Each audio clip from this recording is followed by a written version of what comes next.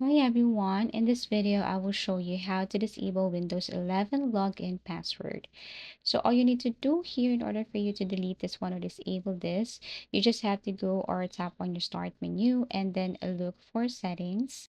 So go and search for settings, and then on the settings what you're going to do here is you have to look for the account section.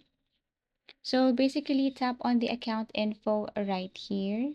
And in the account info, you have to go to the left side till you see the sign in option. So you have to scroll down here, tap on sign in options. In the sign in options, you will see here other features such as this, including the password. So in order for you to disable, tap on the password and then click on the change a button. Now it will ask for your current password in order for you to disable. So you need to enter your current password right here. Make sure that you have not forgotten this, and then just leave all blank. After that, you just have to tap on the finish.